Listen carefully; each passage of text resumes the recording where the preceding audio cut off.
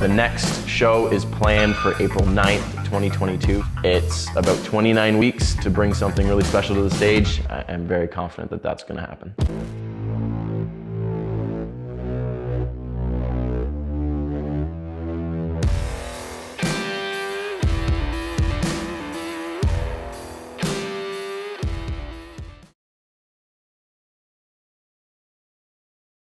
What's happening, guys? Welcome to another episode of Operation 2022. This video is going to be maybe a little bit more serious than normal. Kind of just a sit-down conversation with you guys. Obviously, you know what we're going to talk about. You clicked on the video, you saw the thumbnail, and basically, I'm just going to talk about why I've chosen to stay natural, why I will always stay natural, and have zero interest in stepping into the enhanced side of bodybuilding, the performance enhancing drugs side of bodybuilding. So first off, I just want to say my condolences to Sean Roden's friends and family. That's kind of what sparked this video. So for those that maybe don't know, I'm sure most of you watching, will know that Sean Roden, 2018 Mr. Olympia, he passed away this past weekend. Very unfortunate, a lot of deaths in the bodybuilding community. The last few years have been really hard on the bodybuilding community. We've had, Sean Roden, we had George Peterson, John Meadows, we had Luke Sando last year. So it's just been, it's been rough. And, none of these guys are very old, which is the scary part, I think, is I think Sean was 46, 47, if I remember correctly. So like not an old person at all. So it's hard to watch, these people that, in the sport that are just such high profile athletes in the sport, passing away. It's not a good time. So, I've had some conversations with clients. I get questions regularly from people that know me, people that don't know me on social media. You just why have you not jumped on the PED side of the sport? So, I do my best to explain things, but I figure this kind of long form video might be helpful. Maybe deter people from making some decisions they might regret later, and just give my side of why I've chosen to stay as a natural athlete. So let's go back a little bit. So I'm 27 now. I started training pretty seriously, like 17, 18 years old. I dabbled in weights a little bit before that, but I would say like in my late teens is when I started to take it pretty seriously. And at the time, guys that I looked up to, Ronnie Coleman, Jay Cutler, Branch Warren, Kai Green, like these were the athletes that I kind of grew up watching, and they were enhanced athletes, right? And at the time, I didn't really know natural bodybuilding was really even a thing. I mean, I guess honestly, I didn't even know like enhanced bodybuilding was a thing. I just kind of looked up to these guys, and I didn't even think about it. It didn't even cross my mind that they were taking PEDs. But obviously they were. So those guys, kind of what sparked me getting into bodybuilding and stuff like that. And I trained, just to train. At the very beginning, I had zero aspirations of stepping on stage, and that's something that I think a lot of people skip. They don't get a love for training; they get a love for the idea of wanting to compete.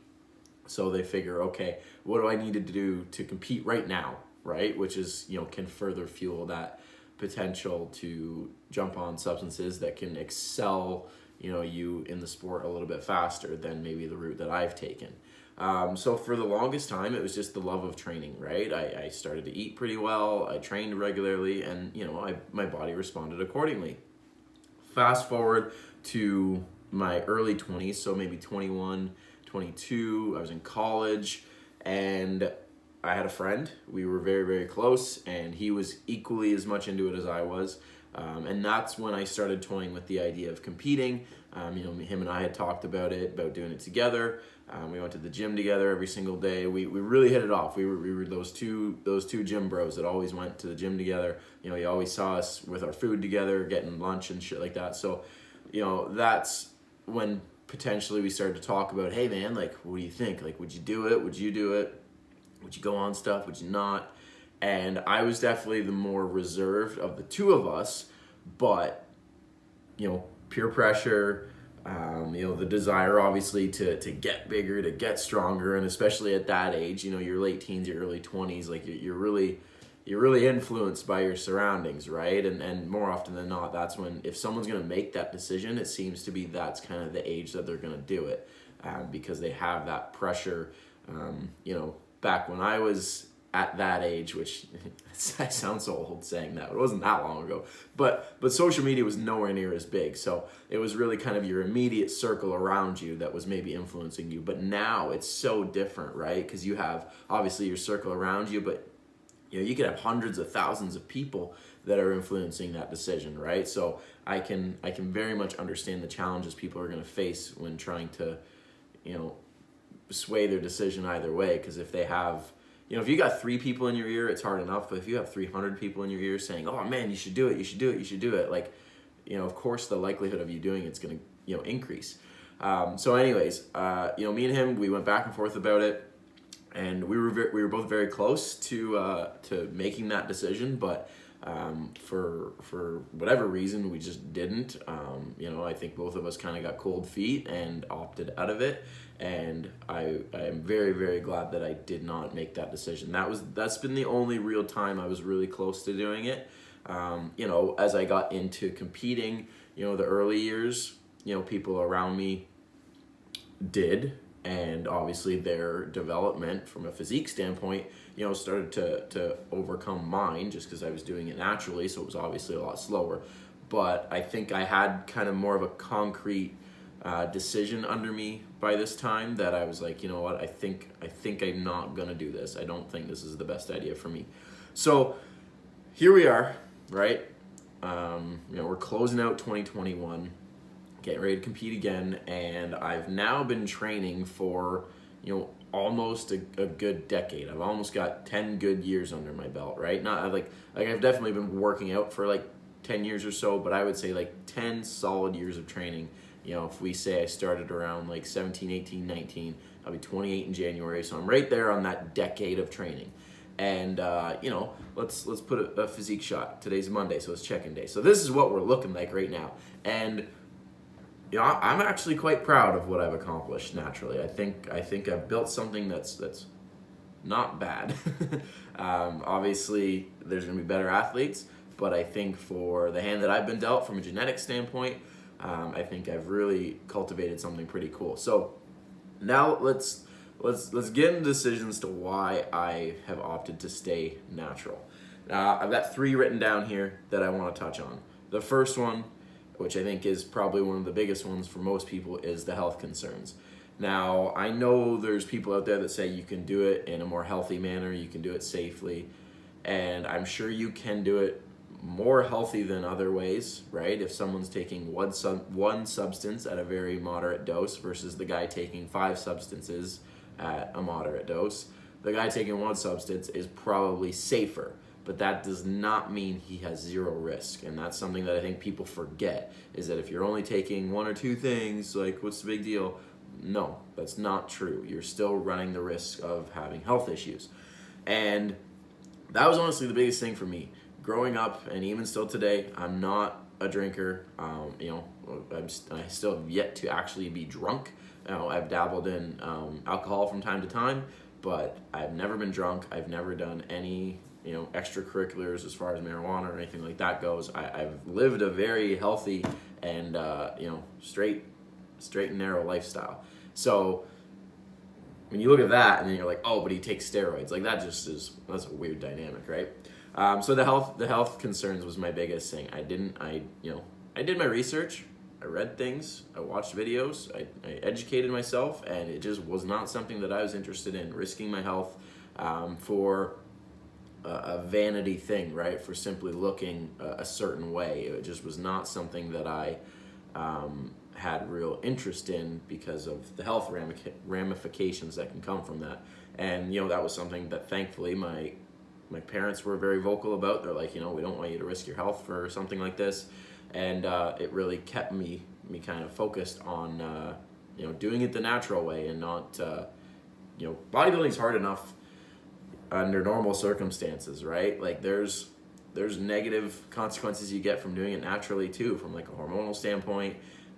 You know, there's lots of things that come out of it, but those you can repair. right? As you come out of the diet, as you get back to normal living and normal caloric intake and all that kind of stuff, those things start to dissipate and you do feel better. Whereas on the enhanced side of the sport, there's certain things that, you know, could potentially be lifelong issues, right? You know, the list is long, but it's scary when you really look into it. I don't have a list of things in front of me, but you know, risks of heart attack, risks of heart failure, high blood pressure, like all that kind of stuff that can really cause issue is not something I was interested in. Next up on my list is future issues. I just wrote future issues. And the biggest one, so for those that don't understand, I'll give you a brief rundown of how things work. So your body naturally produces testosterone. When you put in external testosterone, that's a signal for your body that we don't need to produce anymore. So your natural production decreases. What happens is if you come off those performance enhancing drugs, that external testosterone, if you don't do it intelligently, or even if you do it intelligently, your body may not come back to normal from a testosterone production standpoint. So what can that mean? That can mean you can't have kids. You can't produce kids. And honestly, that was one of the biggest things that, you know, even when I was younger, was like looking, you know, I'm married now. At the time I wasn't, but looking my future wife in the face and saying, look, because of this decision I made when I was 18, 19, 20 years old, I'm now infertile. I can't give you a child, right? And that you know, as weird as that may sound to hear, and you know, even me saying it out loud, to think of it at that early of an age, that was something that crossed my mind. And you know, I'm a very forward thinker. I'm a planner, and you know, having that weight on me of making that decision, which could then impact, you know, something massive later in my life. Zero interest. I wasn't about that. So that was one of the biggest reasons why I was deterred from it, because I didn't want that. I didn't want to ever have that conversation, right? You know, that's something that can happen under, you know, just life circumstances. But obviously, if I can do things to make sure that that doesn't happen, so if taking performance enhancing drugs is one of those things that can make it happen, well, I'm not going to do that, right? And the last thing that I want to touch on, which I think is probably one of the big ones, is what can truly be attained naturally. People throw the words around like your genetic limits or your limitations, you know, your genetic ceiling and all that kind of stuff. And to be honest, I don't know if we ever really know what that means, right? Because if you continue to progress, you continue to train, you're gonna get better, right? And it's smaller, don't get me wrong. Like, say if you train for 40 years, you know, the progress you make from years 1 to 10 is going to be the greatest. And then from like, you know, 10 to 20, a little bit less, 20 to 30, a little bit less, 30 to 40, a little bit less, but you're still stepping forward. And that's something that a lot of people forget. So I just want to kind of, you know, put some photos up here. I'm going to slide out of the way so you can put these right here. So this one here, you know, Jeff Alberts, Team 3DMJ coach, longtime competitive bodybuilder, and he just recently posted this up, and this is what can be attained naturally, and this is what can be done if you really stick to it over a long period of time. And that's the side of the sport that I really like. I really like that effort, that over a long period of time you can really get somewhere. Another person, Brian Whitaker, actually just returned to the stage this year at the Orton Cup, but Brian's an athlete that I think many natural competitors kind of in my age group look up to. He's a very accomplished bodybuilder. I think in this photo here, he's like 165 pounds. So he's not massive. He's not 265 pounds on stage like the guys at the Mr. Olympia, but you can't look at this physique and be like you can't not be like, damn, like that's incredible.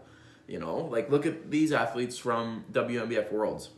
One of the biggest shows in natural bodybuilding, one of the most coveted titles, WNBF World Champion. This is a lineup, and I mean, these athletes are incredible. So, you know, to look at these guys and not be impressed and not look at yourself in the mirror and say like, okay, if I really stick to this long term, like I could potentially look like that. You know, that to me is one of the biggest drawing factors of natural bodybuilding is the extended effort that it takes. You know, there's something kind of cool about, you know, if I'm going to do this naturally, it's going to take me like 20, 30, 40 years. Whereas if someone does it enhanced, they got a good 10-year run. I think that for me, there's something a little bit more rewarding about being the one that's committed to this long term. And, you know, being the one that, like, you know, at my kid's soccer game, that I'm like the jack dad. Everybody's like, oh, damn, like, look at this guy. Or, you know, my wife and I go for dinner when we're like in our 40s and I've got like a nice tight shirt on. People are like, holy shit, this guy's huge. Like, to me, that's kind of cool. So, yeah. I'm going to close the video out here because I could talk about this all day and we're almost 15 minutes in. But anyways, guys, I think this, you know, I needed to touch on this kind of while it was fresh within my mind, fresh within, you know, the industry and what's going on right now. Again, the circumstances to kind of what sparked this video are obviously not good ones, but I think this is a conversation that could be valuable for some people. So if you guys enjoyed the video, please give it a like, subscribe to the channel if you're new, and I'll catch you guys in the next one.